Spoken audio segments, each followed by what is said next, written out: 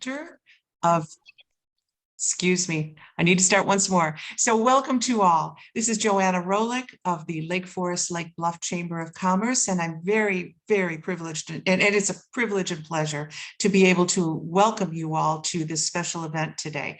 It's our great honor to have with us some guests from Naval Station Great Lakes who are joining us to be able to share a background, an insider's glimpse at the Marine Corps from those who know it best. And for those of us who have been in the civilian world adjacent to Naval Station Great Lakes, we've had the opportunity to have guests from the Navy and from other branches in other ways. But at any rate, it's been a wonderful opportunity for us to be able to partner with military professionals, but also for us to learn from you all.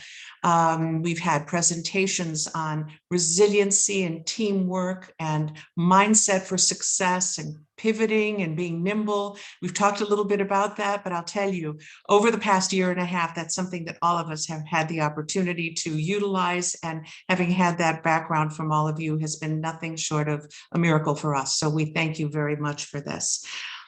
What I want to do today is turn the presentation over to our guests. I will introduce them. For those of you who are watching, please don't hesitate to go to the chat at the bottom and enter any questions that you have. And what we can do is forward the questions. I'll be happy to forward the questions to our guests so that they can answer them as we go. And without any further ado, what I would like to do is to introduce Colonel David Joseforsky, Sergeant Major Roberto Alviso, and Sergeant Michael Edie, who are with the Marine Air Control Group 48. Is that correct, Colonel Joseforsky? Yes, that's good. Correct. Wonderful, wonderful. So thank you so much. And if you would like to just start the presentation, we're looking forward to it. So thank you again, everyone. Ask your questions in the chat. Thank you. Okay, Joanna, I'll share the screen. Perfect.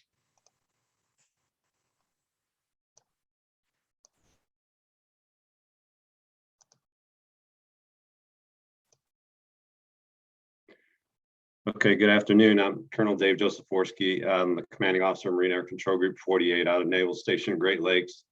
I'm going to pass over to Sergeant Major Alviso and Sergeant Edie after I do a quick introduction of myself. So I'm 24 years in the Marine Corps. I started out in high school in Maryville, Indiana, just across the state line here from Great Lakes. Went to the Naval Academy and played football, graduated in 1997. And from there had a choice of going into the Navy or Marine Corps. I obviously chose to go into the Marine Corps and started out in Okinawa, Japan for 4 years, then went over to Naval Postgrad School to do a master's degree in system technology. And then following that, did an acquisition tour in Quantico, Virginia, fielding projects, networking and satellite communications and wireless projects to Iraq. Then spent some time in Cherry Point, North Carolina, where I did a deployment from there to Iraq. And then back to Quantico for another master's degree in military studies. Then down to Tampa, Florida at U.S. Central Command, which is the command responsible for the operations in the Middle East. And then took over command of Marine Tactical Air Command Squadron 38 out in Miramar in San Diego. And then from there went to a fellowship at the Department of Homeland Security in Washington, D.C., followed by a 3-year tour in the Pentagon at Headquarters Marine Corps, which is where I came from before I took over as the commanding officer here of Marine Air Control Group 48 on Naval Station Great Lakes. That's kind of a quick history of a quick recap of my 24-year career in the Marine Corps. So I'll push over to Sergeant Major Alviso to introduce himself. Hey, good morning or good afternoon, everyone. And first, I'd like to start off by thanking, if there are any veterans that are observing or participating in this webinar today, happy belated Veterans Day. My name is Rob Alviso. I grew up in Orange County, California, in Fullerton to be exact. So I'm a Southern California kid that still has not become accustomed to the winters out here, and it looks like it's going to possibly start snowing again this weekend. So I'm not too happy with that. I've been in the Marine Corps just over, or coming up on 28 years here next June. And I joined the Marine Corps as an electrician. And in the Marine Corps, yes, we have electricians, and it's kind of more of an expeditionary power distribution. So a lot of the easiest way to explain it would be for those of us that have gone to like a pumpkin patch or a Christmas tree patch, all the lights and the power and the systems that do that, that is very similar to an expeditionary based power system. So I got taught doing some of that, and then participated in multiple tours, both Iraq and Afghanistan, and multiple opportunities to deploy on ship. And the last deployment I did was returning in 2017, where I was one of the Marine squadrons, or the Marine squadron was aboard the United States USS Nimitz. This is my first time serving with the Reserve Marines, which is Marine Air Control Group 48, which Colonel Joseforsky will talk about that here shortly. But it's a pleasure to be here and to participate in this, and I'm excited to share a little bit about the Corps' history and what we think is important to us, and then to field any questions that you may have. Thank you. Sergeant Edie. Good afternoon, everyone. My name is Sergeant Edie. I'm originally from Alliance, Ohio. I'm a generator mechanic with Marine Tactical Air Control Squadron 48.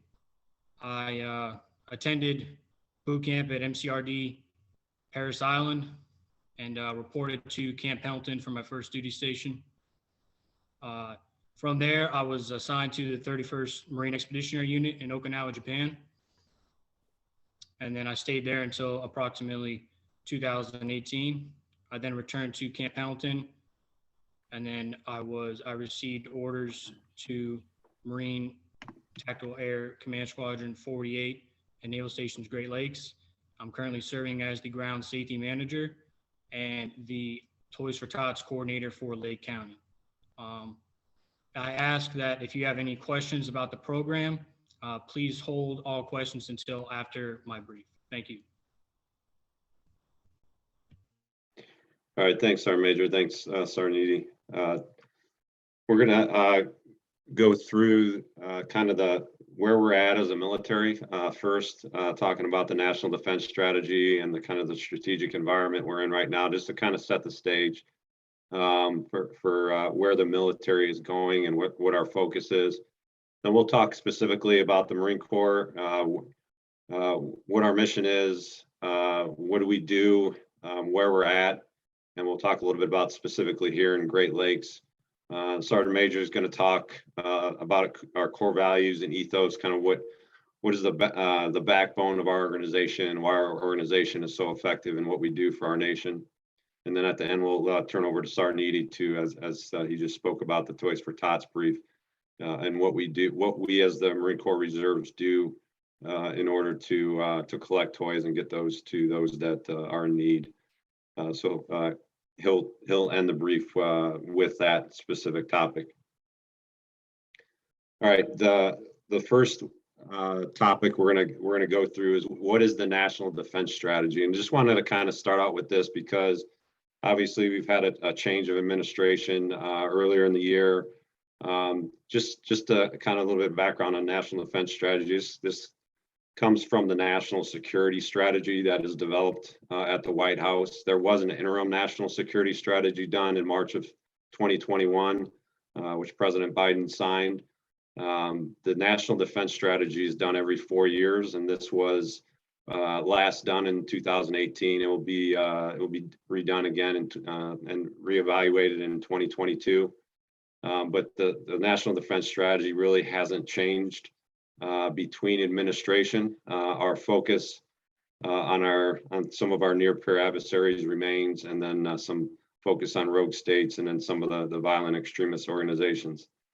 The Department of Defense's enduring mission is to provide combat credible military forces needed to deter war and protect the security of our nation.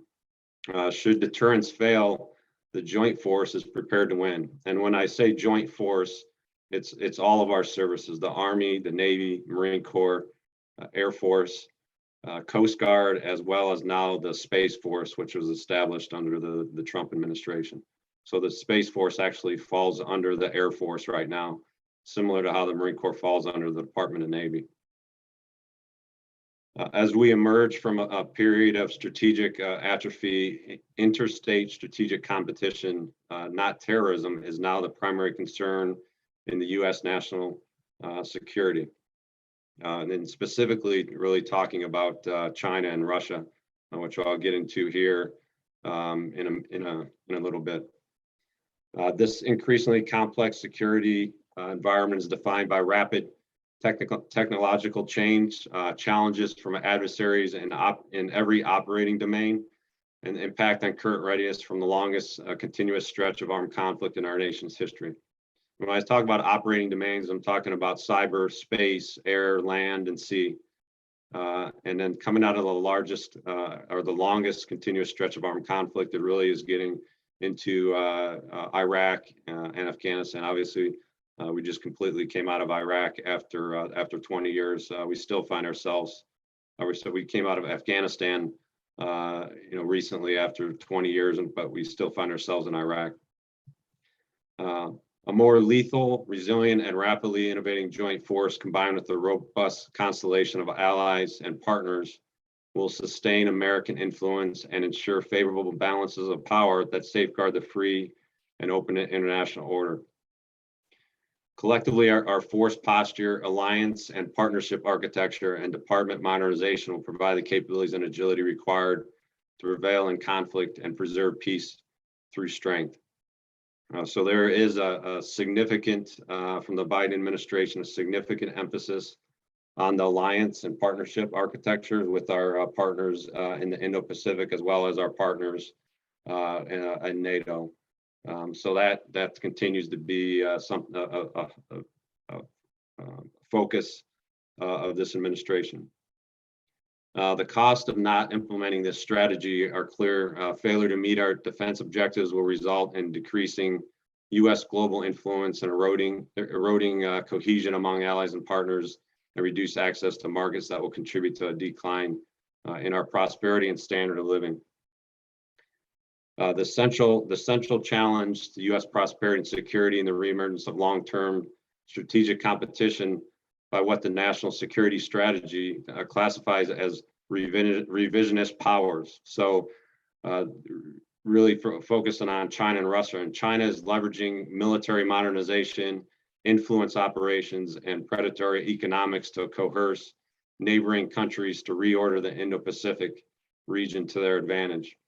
Russia seeks veto authority over nations on its periphery in terms of their governmental, economic, and diplomatic decisions, and to shatter the North Atlantic Treaty Organization and change European and Middle East security and economic structures to its favor.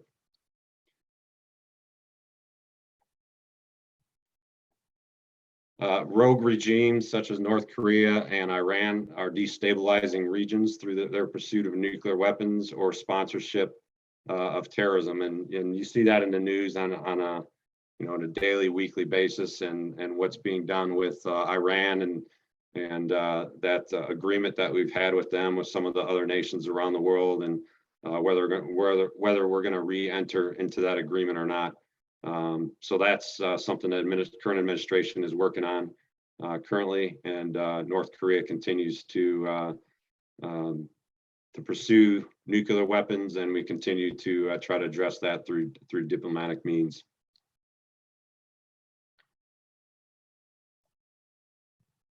All right, so just 5 bullets here in the DoD objectives. This is our main focus in the DoD, is defending the homeland from attack, sustaining joint force military advantages both globally and in key regions, deterring adversaries from aggression against our vital interests, dissuading, preventing, or deterring state adversaries and non-state actors from acquiring, proliferating, and using weapons of mass destruction, and then preventing terrorists from directing or supporting external operations against the United States homeland and our citizens, allies, and partners overseas. And this, obviously, these objectives nestle under the National Defense Strategy.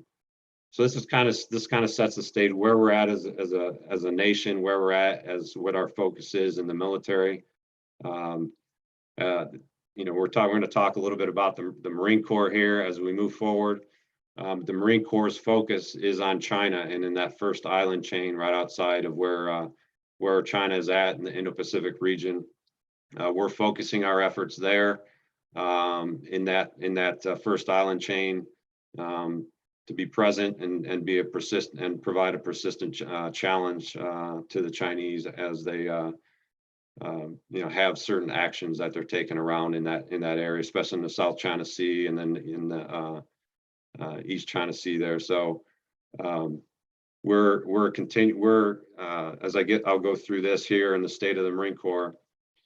Our mission is to be organized, trained, and equipped to provide fleet Marine forces of combined arms, together with supporting air components for service with the fleet in seizure or defense of advanced naval bases, and for the conduct of such land operations as may be essential to the prosecution of a naval campaign.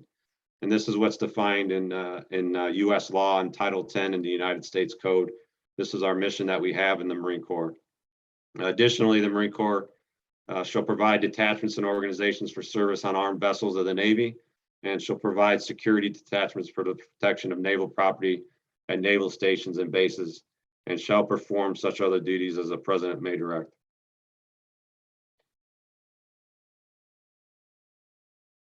All right, that kind of defines where we're at as what our mission is in the Marine Corps. The one thing that I do want to highlight here when it comes to the mission, in 1952, the 82nd Congress, further expanded on the roles and missions of the Marine Corps, stating the nation's shock troops must be most ready when the nation is generally the least ready, to provide a balanced force in readiness for a naval campaign, and at the same time, a ground and air striking force ready to suppress or contain international disturbances short of large-scale war. So I'm going to turn over to Sergeant Major. I'll talk about the history of the Corps here. Hey, good afternoon, everyone. So right off the bat, history of the United States Marine Corps, it's one that is taught to all Marines, both in enlisted and the officer ranks, immediately during their recruit training or through officer candidate school, and through, and it's continuous throughout our Marine Corps career. But as you can see from that first bullet, the United States Marine Corps just shared or had its 246th birthday. So anybody that's on Facebook that has one Marine, they probably notice the immense pride and the eagerness to share with everyone that it was our birthday. We as Marines, we like to claim that Marine Corps birthday as our own and celebrate it just as such. But like the commander, or like Colonel Joseforsky talked about, it was established on November 10th, 1775. Captain Samuel Nichols was assigned and tasked to man 2 battalions of Marines by Continental Congress. So to put that in perspective, we're talking before the United States was actually 1776, we're talking Continental Congress. So this is when the Marine Corps was established, and its naval history was started right off the bat. The purpose of that, and it still is in the Marine Corps' mission, is to protect those naval forces.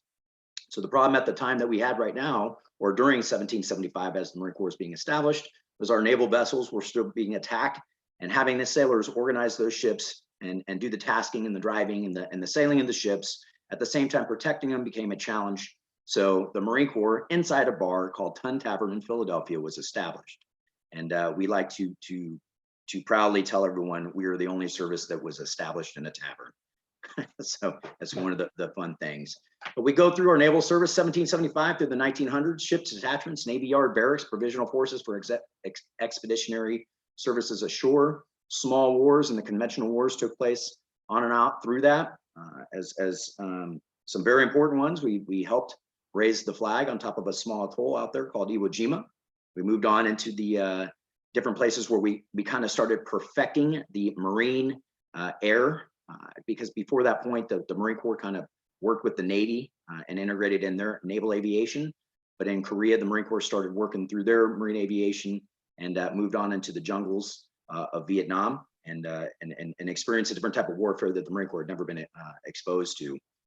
Battles as Quezon, Hue City, different places like that.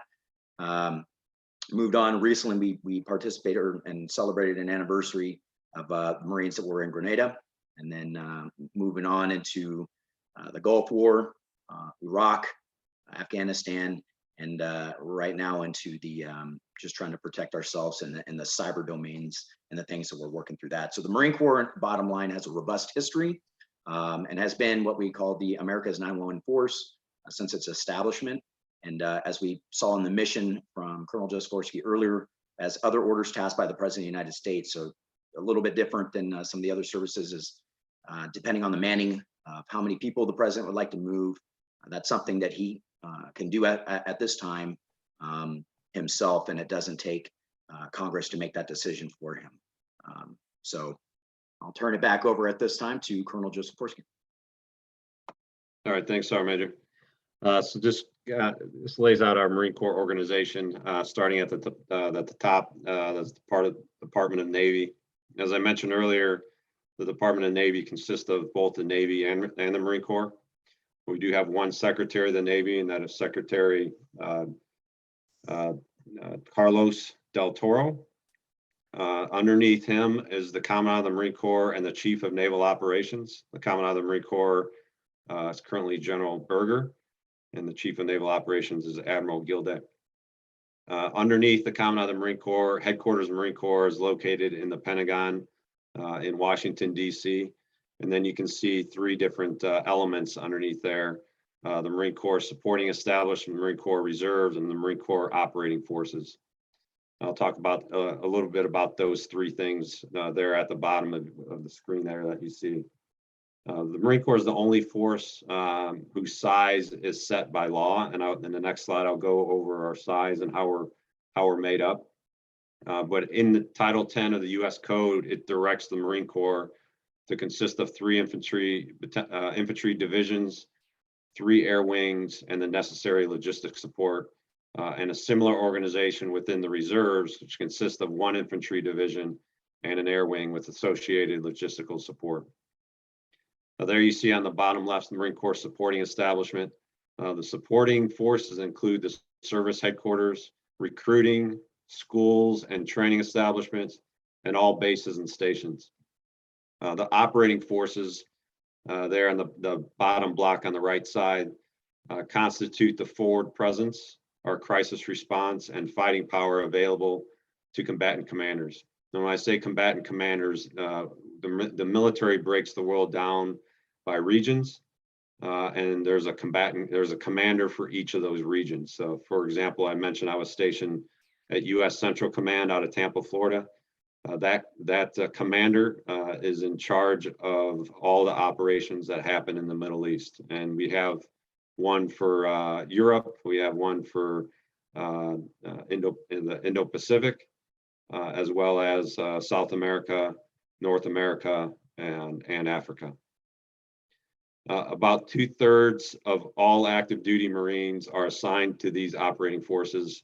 And at any given point, about 1/3 of the operating forces are deployed, 1/3 have recently returned from a deployment, and 1/3 are preparing to deploy.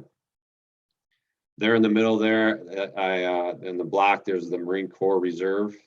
This headquarters is out of New Orleans, Louisiana, and is responsible for providing trained units and qualified individuals for active service in times of war, national emergency, or in support of contingency operations.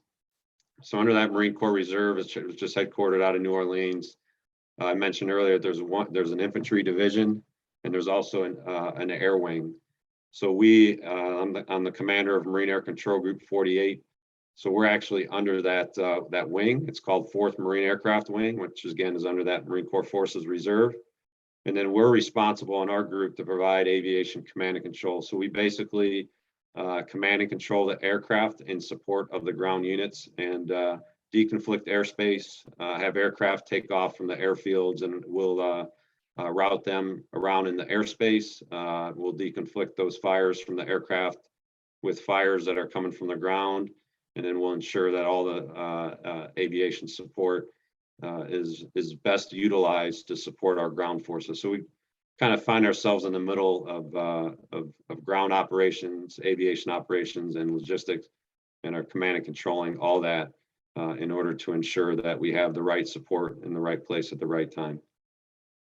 But specifically on the Marine Corps Reserve, this is made up of let's call it active reserve, selected Marine Corps Reserve, and individual ready reserve. So the selected Marine Corps Reserve are those Marines that drill one weekend a month, and then do their annual training 2 weeks, which is usually in the summertime. And then those select Marine Corps Reserves are forces that can be available to augment the active duty force in time of need. For example, in Iraq and Afghanistan, the last 20 years, we've had a significant number of reserves that were called up in the Marine Corps to support our active duty Marine Corps mission for what we were doing out forward in the Middle East. Each of the services have their respective reserve force as well. I'm just specifically mentioned here the Marine Corps one. But the Marine Corps Reserve is an integral component of the Marine Corps, and it's designed to augment and complement the active duty forces with over 187 training centers located in 48 states, Puerto Rico, and the District of Columbia.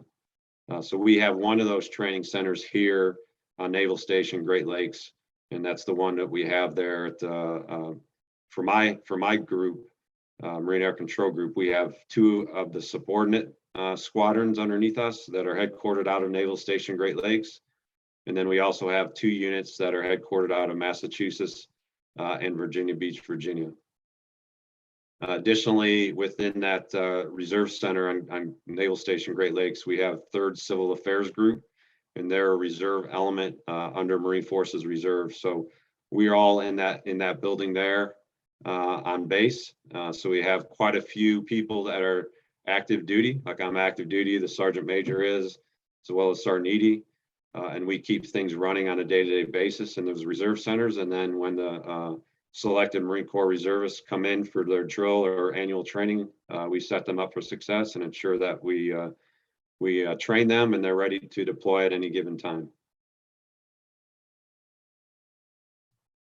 All right, I mentioned the personnel before. This is a snapshot of where we're at currently for Marine Corps personnel. About 185,000 total are on active duty right now. You can see the breakdown there on the top right of the difference between the operating forces, those that are in training, supporting establishment, those reservists that we've activated, as well as what we call an active reserve, which are reservists that are on full-time active duty. So about 185,000 total on active duty. And then you can see there on the bottom left that how many are forward stationed and forward deployed. This doesn't include the reserve force. So at any given time, we're roughly around in between 30 and 40,000 reserves within the Marine Corps. And that varies by the month, but a little bit over 200,000 total for active duty and reserve.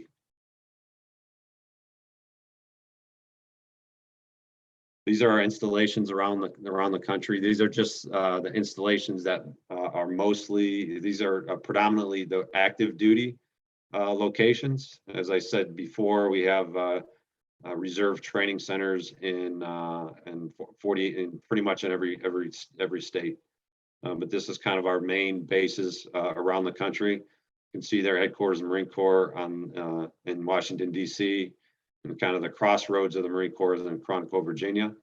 Several bases in North Carolina and South Carolina, as well as our logistics hub down in Marine Corps Logistics Base, Albany, Georgia.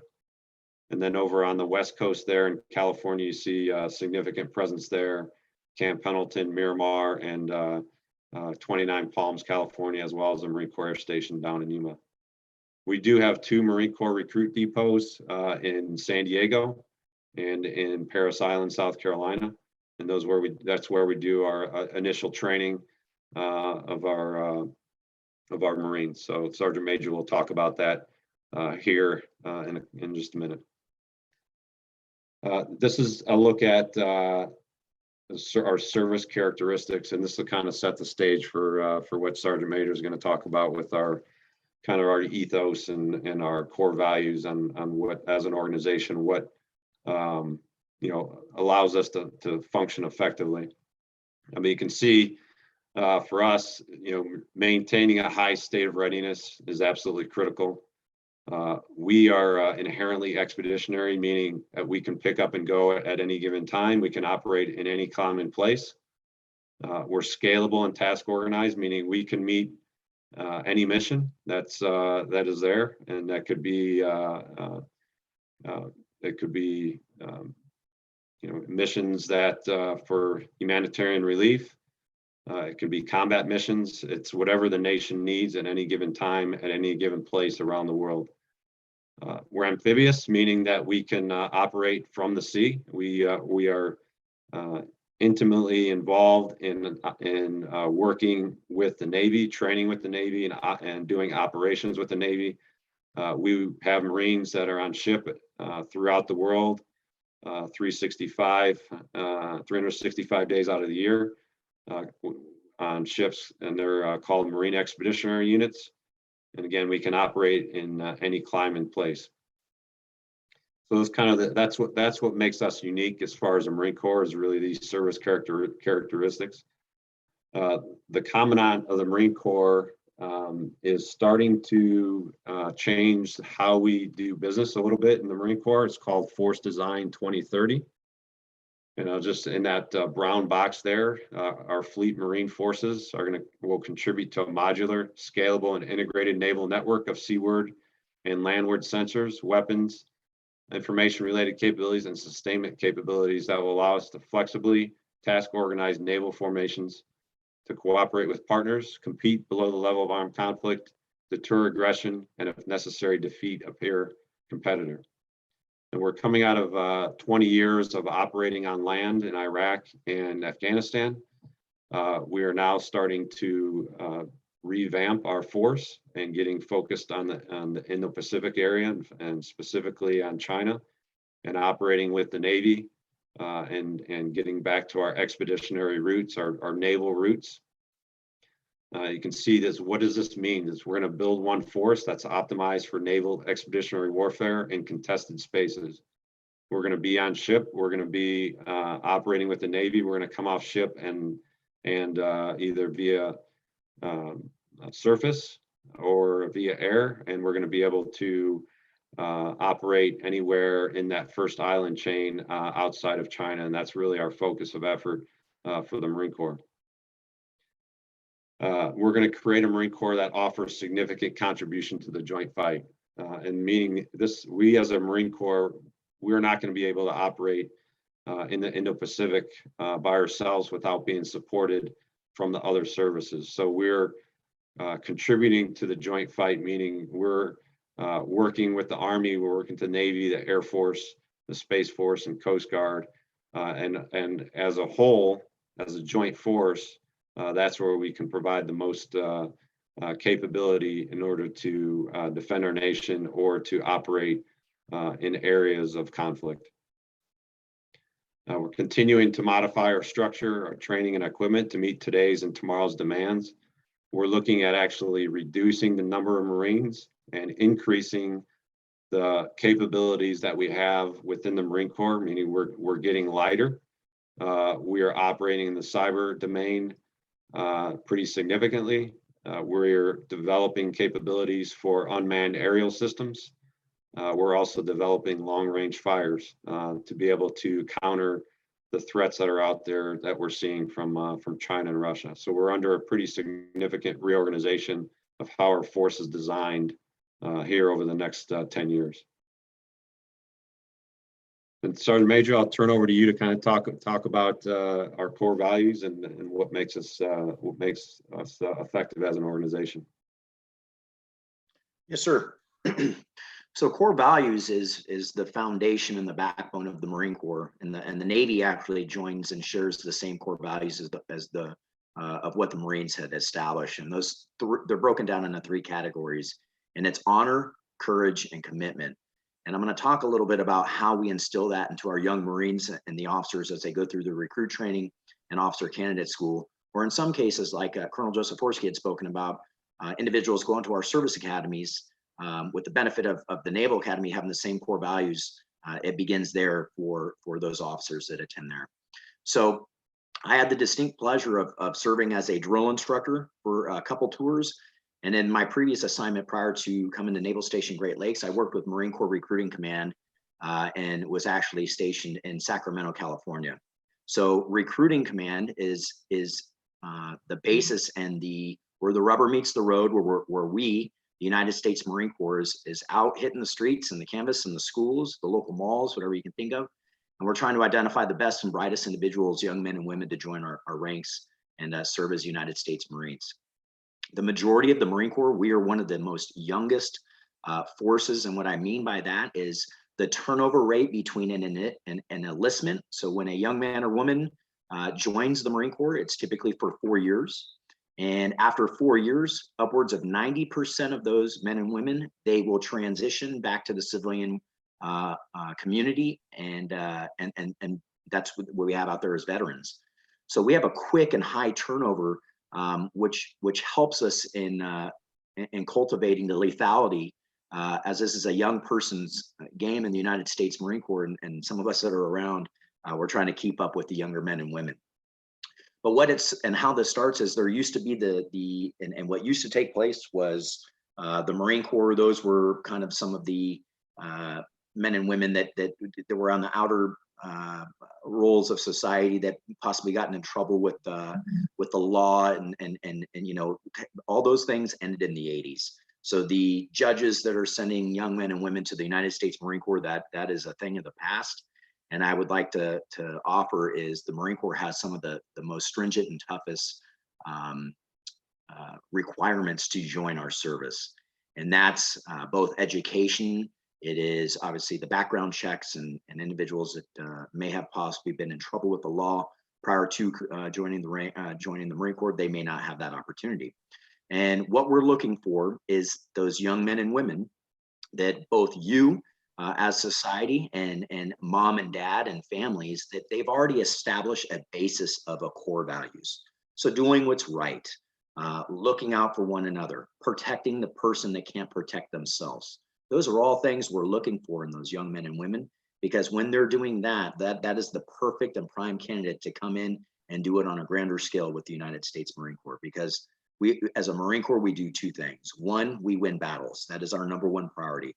And number two, and almost just as important, is we like to return, and we will return all of our service members, Marines, when their contract is done. We like to say we return a better civilian back to the civilian community, and a more productive one. And that really will play a role with your chamber, because I would think as business owners and things that you're looking for is that resiliency. You're looking for individuals, men and women, that want to be part of a bigger team and have already had an opportunity to do that. And what also is the ability to adapt and change. I would say that the armed forces helps all individuals, but the Marine Corps is especially good at this. And we have all experienced this in the last 18 months with the coronavirus that has gone around and affected, you know, every type of aspect of our lives here and the world. So businesses and how we've done business completely changed in the last 18 months. And I would like to say that the Marines have probably adapted the best to that. So with our core values, once we identify those young men and women, we start preparing them through the recruit training, which you'll hear as the delayed entry program, or commonly referred to as the DEP. And what that means is we're starting to bring those individuals in, and we're starting to do some physical fitness with them. We're teaching them about our history. We're having discussions about our ethos and core values. And that way, when they transition to recruit training in Parris Island, South Carolina, or San Diego, California, and they participate in 13 weeks of recruit training, they've already kind of been exposed to some of those things, and it's an easier transition for them. Once they finish that, they'll move on and go into what we call their Mos Schools, which is basically what the job is that they're going to do there. And that's where we start establishing this small unit leader concept. So the Marine Corps is very well known for, one, we are the smallest of forces, but what we like to say is our level of leadership is brought down to a lower level. And it's not that those individuals can't do it. I would like to say they actually do it better. And it's a a level of leadership that allows younger and smaller elements to make decisions.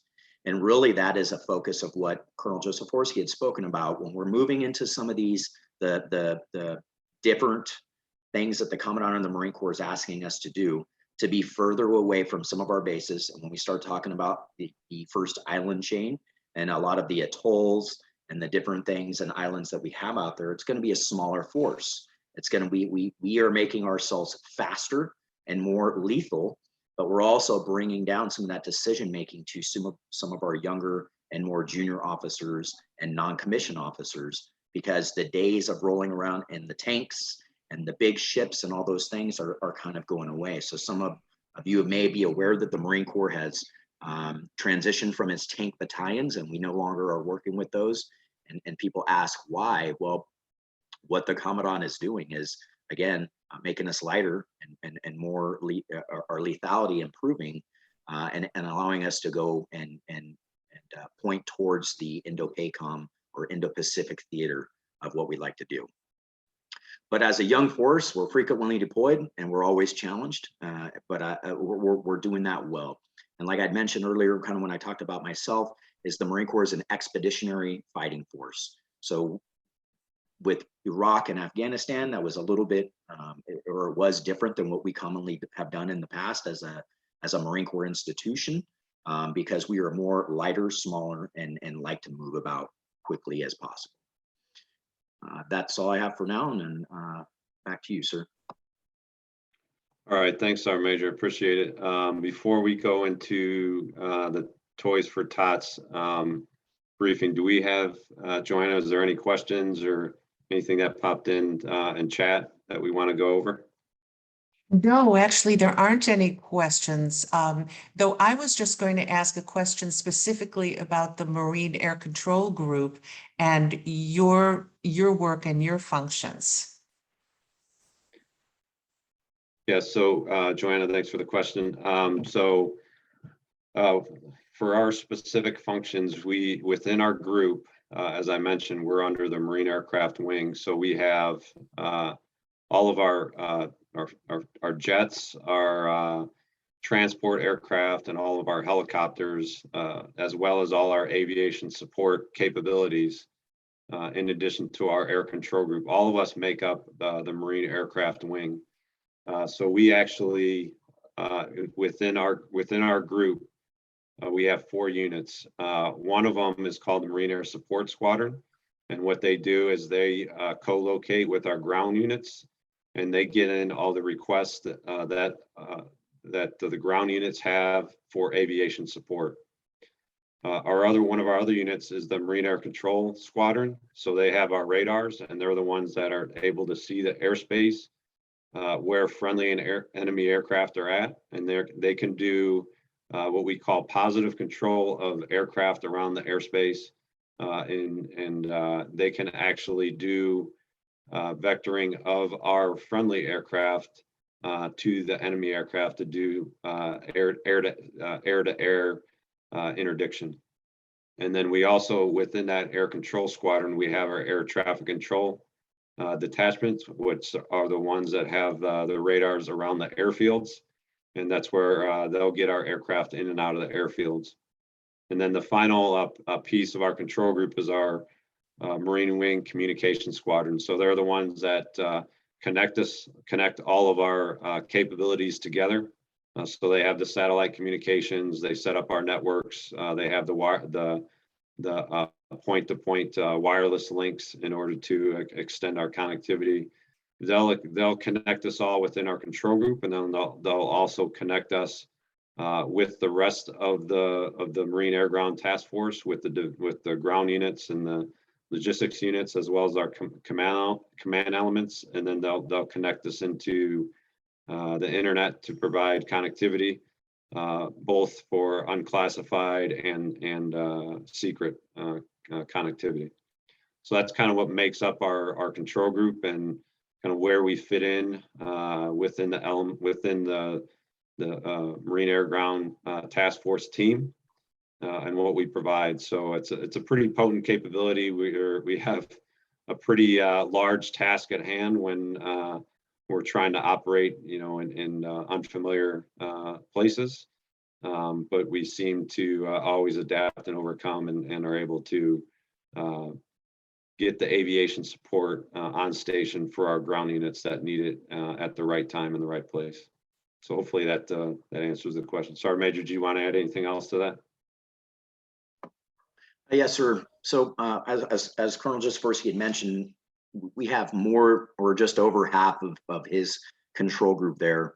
And also the headquarters is where I work with my counterpart, Sergeant Major Fred Ott, who is the actual Marine Air Control Group 48 Sergeant Major.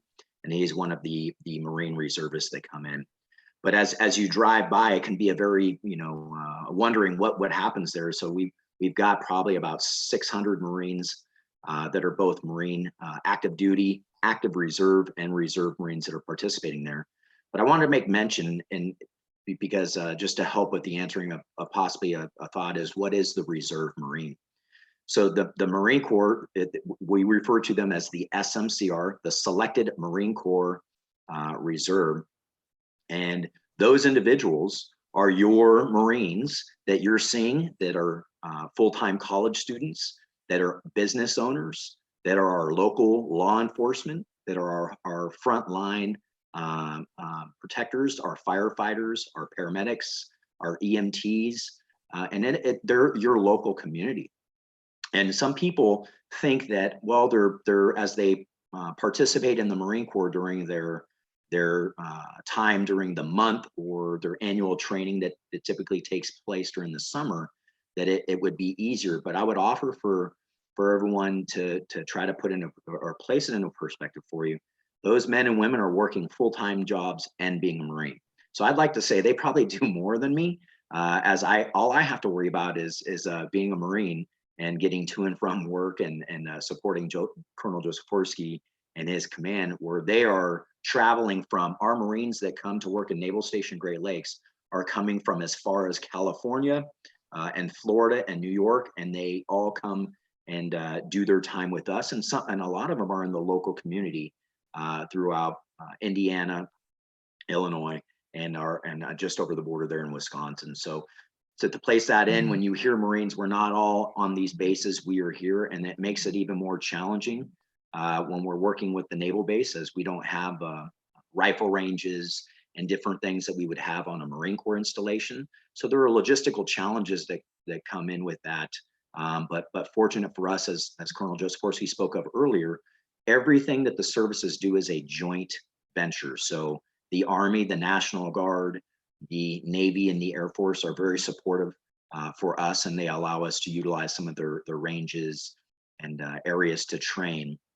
And we're getting ready to do that next year when we are going to bring the entire control group and move every individual Marine and sailor as part of the control group from their home of record where they live and work to Kansas, and we will demonstrate our capabilities of that air control and command and control of the aircraft in a joint venture, which will have naval aviation, Marine aviation, and also the Air Force that is there. So as you drive by, it is or see it, and especially with our Marines with the Toys for Tots out in the community, please just stop by and talk to them for a little bit and get to know their story.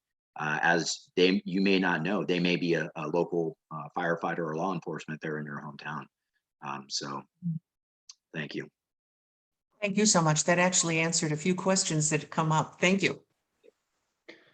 And Joanna, I'm gonna push over to Sergeant Edie here to talk about the Toys for Tots. Perfect. Thank you, sir. Good afternoon, everyone. I'm going to give you a quick overview of the Toys for Tots program.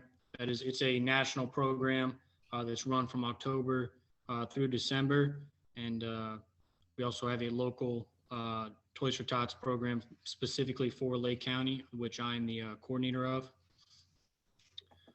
So a brief overview of Toys for Tots. It's a 74-year-old charitable program run by the United States Marine Corps Reserve. Provides hope to less fortunate children during the holiday season. Books, toys, and other gifts that are collected are distributed by Marines and local volunteers to the local community, which leaves a positive impact for a lifetime on those children. The foundation believes that those experiences that help these disadvantaged children allow them to become responsible citizens as they grow older. So the history of Toys for Tots. It was founded in 1947 by Marine Corps reservist Major Bill Hendricks. A year later, in 1948, it launched as a national campaign. It was formally recognized as the Marine Corps Toys for Tots program. The famous 3 train car logo that is used by the foundation was designed by Walt Disney in 1948. The Secretary of Defense authorized the program as an official mission of the Marine Corps Reserve in 1995, and we have been doing it every year since. As of 2020, a total of 604 million toys have been distributed to children all across the United States. So the mission and goal of the Toys for Tots Foundation, the mission is to collect new unwrapped toys during the months of October, November, and December, and distribute those toys to less fortunate children during the holiday season. The goal is to deliver through a new toy at Christmas, a message of hope to those less fortunate children, and assist them in becoming responsible, productive, and patriotic citizens in their community. The objectives of the program are to help less fortunate children throughout the United States experience the joy of Christmas through those toys that they receive, play an active role in the development of one of our nation's most valuable resources, the children of our community, and to unite members of local communities in a common cause for 3 months each year during the toy collection timeline. And then to contribute to better communities in the future. The principal activities on a national level, and then also what I run at the local level, we collect toys and then distribute them in the community, which there is either a Marine Corps Reserve unit, or in some cases, if there's no reserve unit, the campaign is conducted by a civilian who is called a local community organization coordinator. And they are authorized by the Marine Toys for Tots Foundation to distribute those toys in the absence of Marines. Local Toys for Tots campaign coordinators, such as myself, we conduct an array of community events such as golf tournaments, runs, motorcycle rides, and specifically here at the local level, our largest event is the Jeeps on the Run parade that goes from Ray Chrysler of Antioch all the way to Waukegan.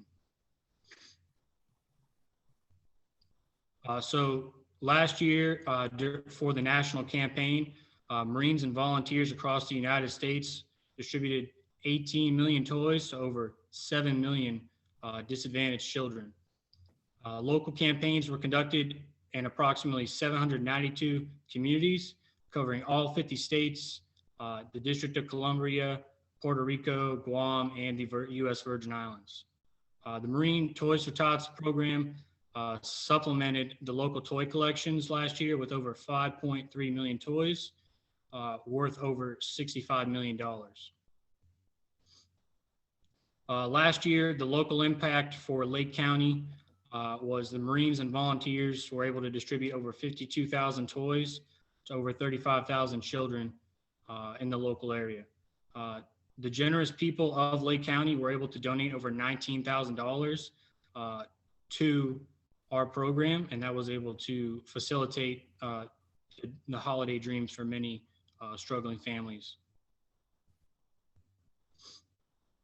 So Toys for Tots is considered a top-rated charity, meaning over 97% of donations, monetary donations, go to providing toys, books, and other gifts to the children at the local level. Less than 3% is spent on fundraising, promotional items, and any other overhead costs. So before we go into the questions, a brief overview of how to apply to receive toys or apply to collect toys. Members in the local community would just need to go to our website, toysfortots.org.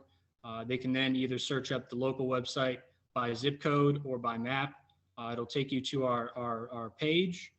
From there, you can go to get involved and volunteer. There's a tab, and you would just apply there to either receive toys from our toy distributors in Lake County, or you can apply to receive boxes from us to collect toys, and then we collect those at the end of the season, and then just give those to our distributors to give to the children. So at this time, if I have any questions, you can go ahead and put it in the chat. I don't see any questions at the moment, but what I was going to ask is if what we will do is make sure that this information is publicized to all of our membership, and we will be happy to share that so that they can be in touch directly.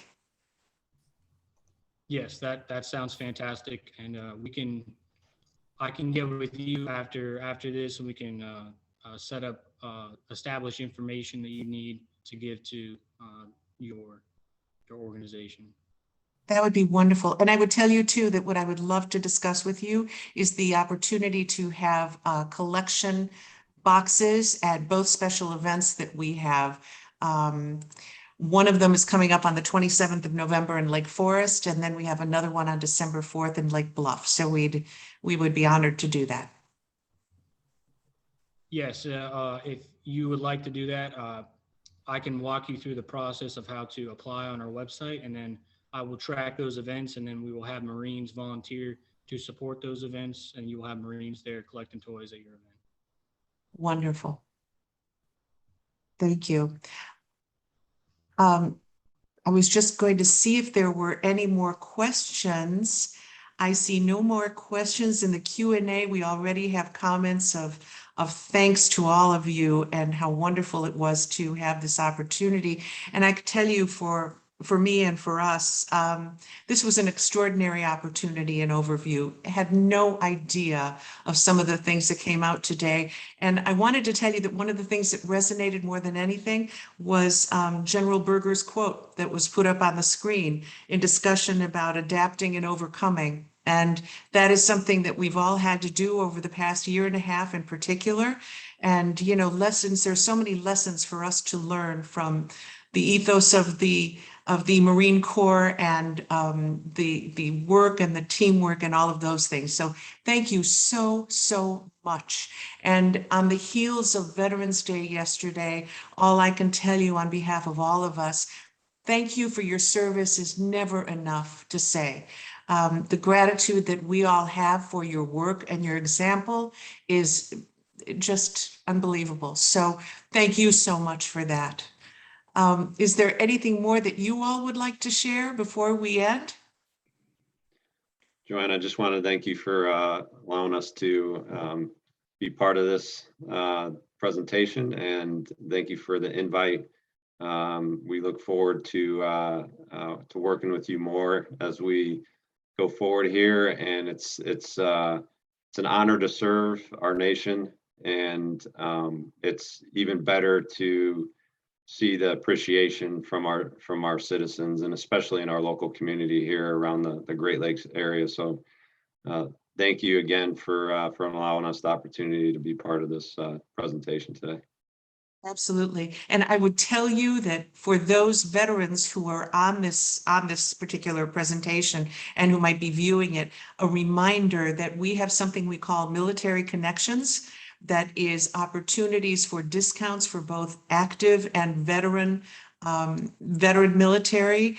And that is discounts and specials that are offered by our businesses, our members, in gratitude for what you do for us. It's the least that we can do. And also working with transitioning veterans who are coming out of the force and back into the civilian world, that we're happy to continue to do that. So that's for a further presentation another day.